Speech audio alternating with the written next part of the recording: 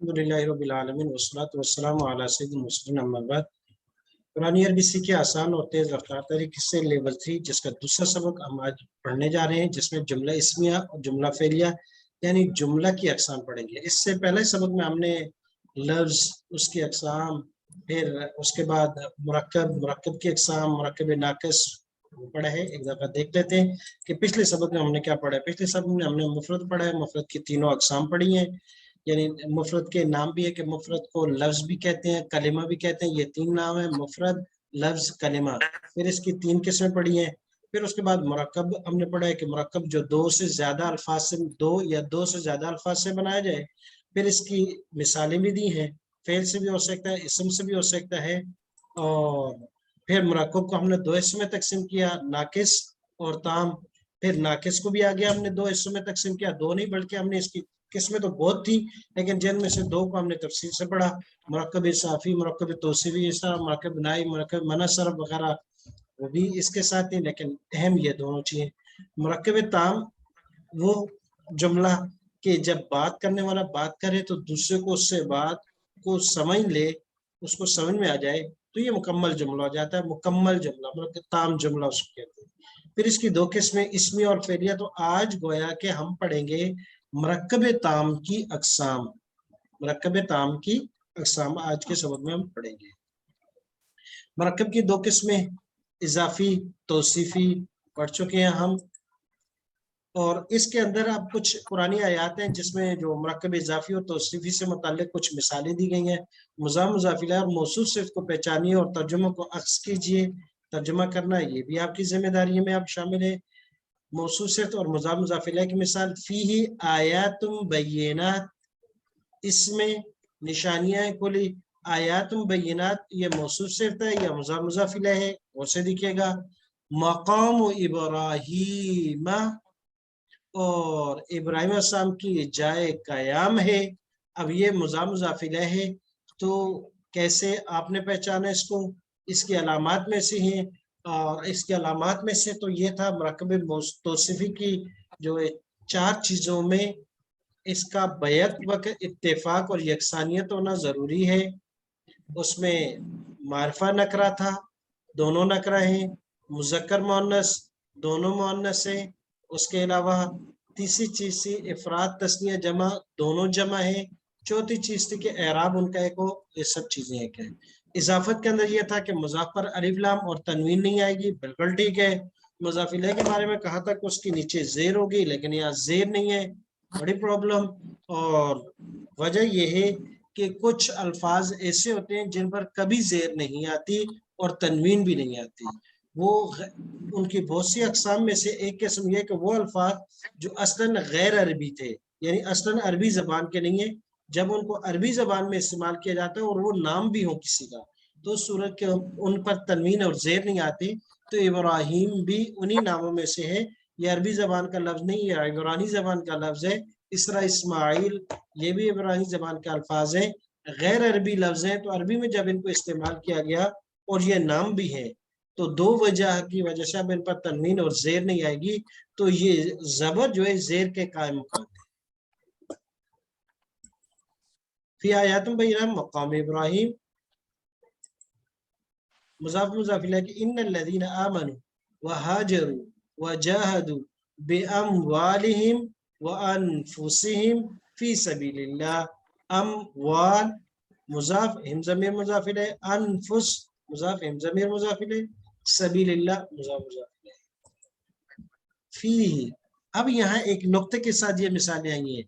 ہم نے پڑھا تھا کہ جمع غیر ذی عاقل کی جمع جو ہے یہ واحد مؤنث کے حکم میں ہے، تو اس کے لیے مثال آ گئی۔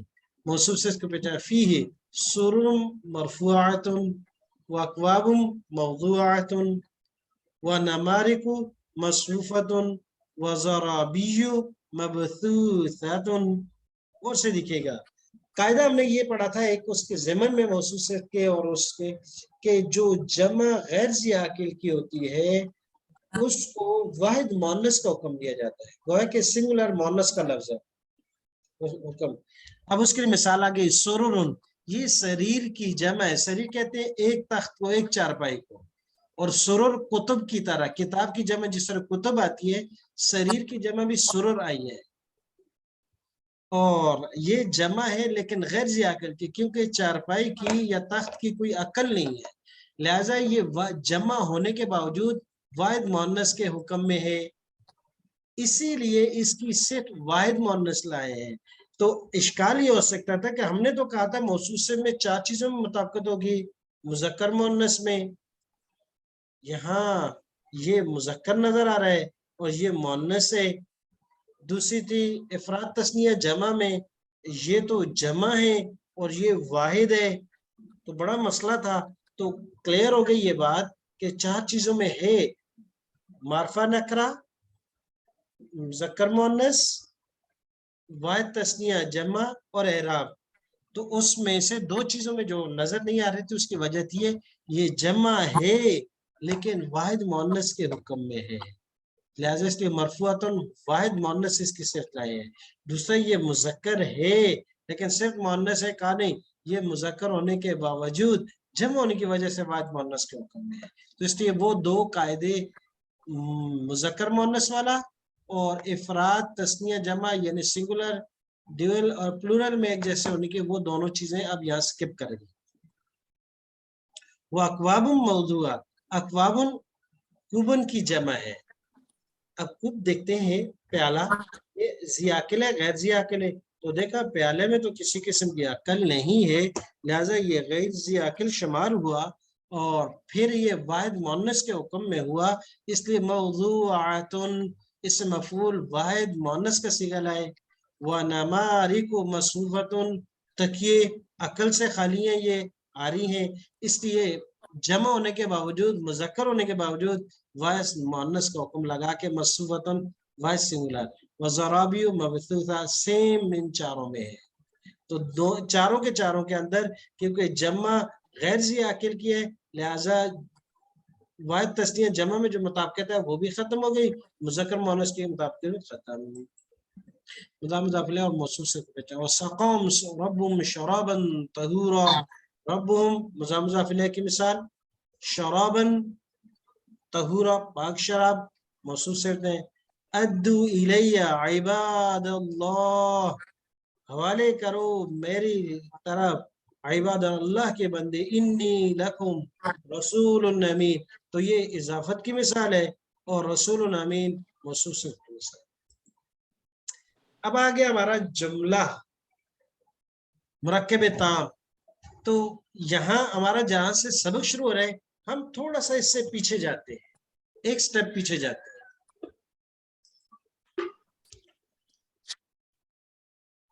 اچھا ایک منٹ،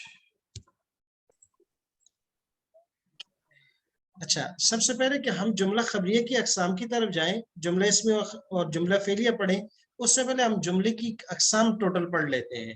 تو جملے کی ابتداء 2 قسمیں ہیں، پہلا قسم جملہ انشائیہ، دوسرا جملہ خبریہ۔ جملہ خبریہ آگے ہم تفصیل سے پڑھیں گے کہ وہ جملہ جس میں کسی چیز کے بارے میں خبر دی جائے، اطلاع دی جائے، کوئی معلومات دی جائے، اور اس کا سٹرکچر کیا ہوگا، مبتدا خبر ہوگی یا فعل اور فاعل ہوں گے، تو اس میں ایک چیز کے بابت معلومات دی جائیں گی، خبر دی جائے گی، اطلاع دی جائے گی، اور دوسرا لفظ جو ہوتا ہے جس کے ذریعے سے معلومات دی جاتی ہیں، یہ تو جملہ خبریہ کہلائے گا۔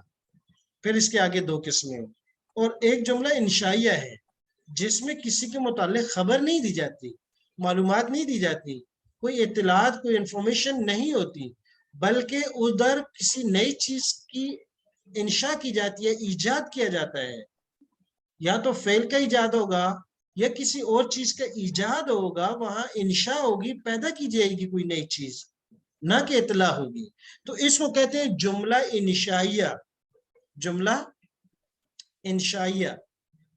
اب جملہ انشائیہ کی پھر آگے بہت سی اقسام ہیں جملہ انشائیہ کی، اس میں سب سے پہلے امر اور نہی، اس کو کہتے ہیں جملہ حکمیہ۔ امر اور انشاء یہ خبر نہیں ہوتی بلکہ ایک نیا آرڈر پیدا کیا جاتا ہے کرنے کا یا نہ کرنے کا، یہ نہیں کہ اس کے بارے میں معلومات دی جاتی ہیں کہ بھائی وہ مدد کرے گا یا نہیں کرے گا، یا اس نے مدد کی ہے یا نہیں کی ہے، کوئی معلومات نہیں ہے، بلکہ مدد کرنے کے لیے آرڈر دیا گیا ہے کہ بھائی اس مدد والے فعل کو پیدا کیا جائے، یا یہ جو فعل پیدا کیا جا رہا ہے اس کو منع کر دیا جائے. تو یہ جملہ حکمیہ کہلاتا ہے. اور اس کو اگر علادہ طور پر کر رہے ہیں تو علادہ طور پر بعض کتب والے شمار کرتے ہیں تو اس کو کہتے ہیں جملہ امریہ یا جملہ نہیہ. جو نہیں ہو تو اس کو جملہ نہیہ کہلاتے ہیں، اور امریہ، اور دونوں کو ملا کر بھی جملہ حکمیہ بھی کہلاتا ہے. اس کے بعد جملے کی ایک اور قسم اسی کی جملہ انشائیہ کے جملہ استفہامیہ. اکلت الطعام، کہ آپ نے کھانا کھا لیا. تو اکلت الطعام یہ خبر نہیں ہے، یہ نہیں بتا رہا کہ اس نے کھانا کھا لیا ہے، بلکہ یہ انشاء کر رہا ہے کہ کیا اس نے کھانا کھایا ہے، پوچھ رہا ہے، اطلاع کر رہا ہے. ایک چیز کی وجود جس کا نہیں ہے، جس کی معلومات نہیں ہے، اس کے لیے یہ سوال کر رہا ہے. تو اس کو کہتے ہیں جملہ استفہامیہ. کسی قسم کا بھی سوال ہوگا کسی بھی جملے میں، چاہے وہ اسمیہ کے ساتھ ہو فعلیہ، لیکن وہ جملہ فعلیہ یا اسمیہ کی خبر بعد میں بنے گا، اصل وہ جملہ استفہامیہ کہلائے گا، اور یہ جملہ انشائیہ کی قسم ہوگا. اس طرح دعا، کسی کو دعا دی جاتی ہے یا بدعا دی جاتی ہے، تو یہ بھی دعا ہو یا بدعا ہو، یہ بھی جملہ انشائیہ کی قسم ہے. جملہ ندائیہ، کسی کو پکارا جاتا ہے، بلایا جاتا ہے، تو اس میں بھی خبر وغیرہ نہیں ہوتی، بلکہ وہاں ایک نئی چیز ہے کہ ادھر آ جاؤ بھائی. تو یہ جملہ ندائیہ کہلاتا ہے، ندا سے ہے. اور تعجب، محسنہ، بھائی کیا بہترین چیز ہے. تو یہ تعجبیہ، یہ جملہ تعجبیہ ہے، یہ بھی جملہ انشائیہ کی قسم ہے. اصل جملہ انشائیہ، یہ پھر آگے اس کے اقسام بن جائیں گی. جملہ ترجیہ بھی کہلاتا ہے، جملہ تمنائیہ بھی کہلاتا ہے. ترجیح اور تمنی کے مطلب ہوتے ہیں کاش. اردو میں شاید تمنا ہی کہتے ہیں اس کو، تمنا کرنا. اب تمنا افسوس کے درجے میں بھی ہو سکتی ہے اور مستقبل کے بارے میں بھی ہو سکتی ہے. تو اس کو ترجیح بھی کہتے ہیں، تمنائیہ بھی کہتے ہیں. یہ بھی جملہ انشائیہ کی قسم ہے. جی، تو اس طرح جملہ انشائیہ کی بہت سی قسم بنی. جملہ حکمیہ بنا، استفہامیہ بنا، دعائیہ بنا، ندائیہ بنا، تعجبیہ بنا، تمنائیہ بنا، ایک دو اور قسمیں بھی ہیں.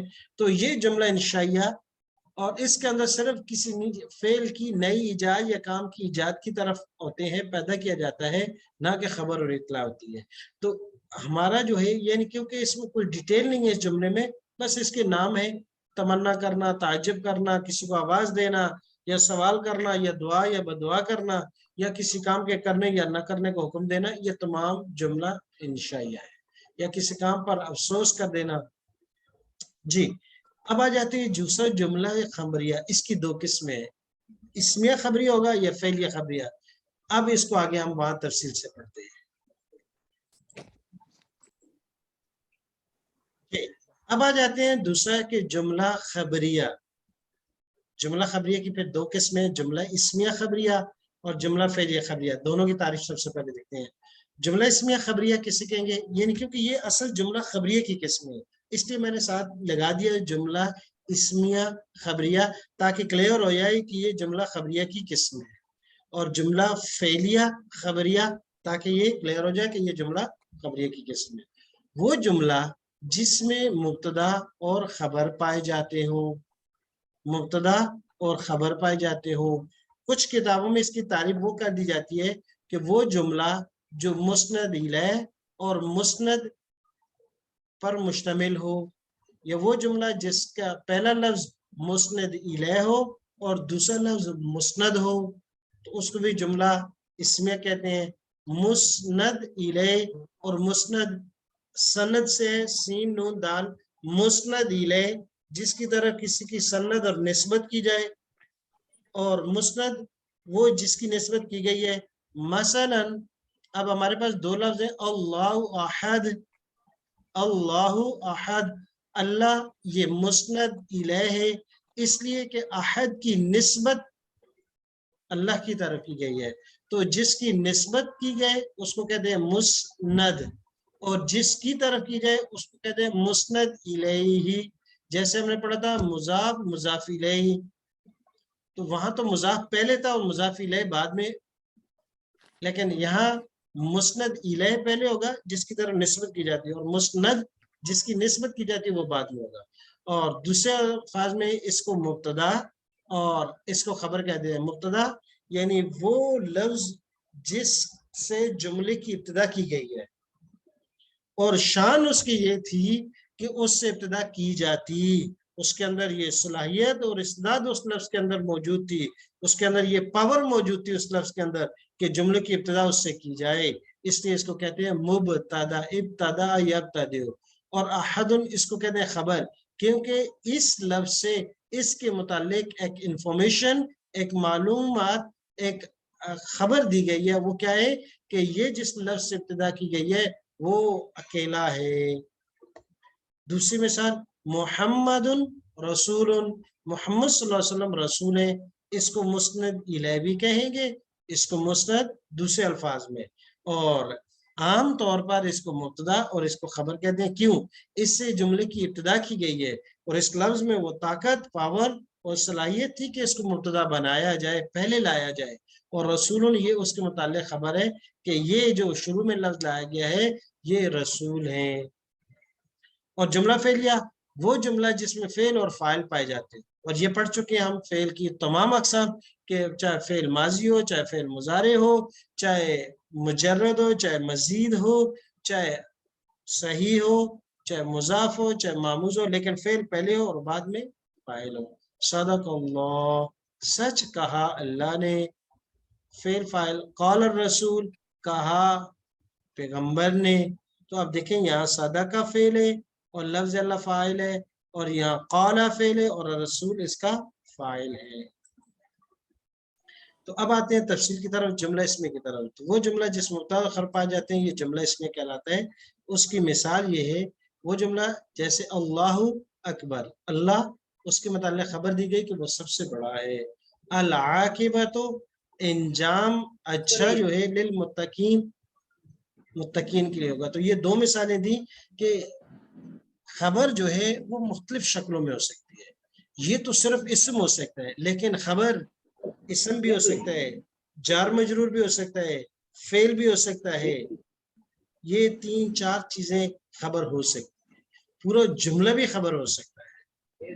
آج ہم نے یہاں تک پڑھا کہ جملہ اسمیہ مبتدا تو صرف اسم ہوگا، خبر جو ہے وہ اسم بھی ہو سکتا ہے، جار مجرور بھی ہو سکتا ہے، فعل بھی ہو سکتا ہے، اور پورا جملہ بھی ہو سکتا ہے۔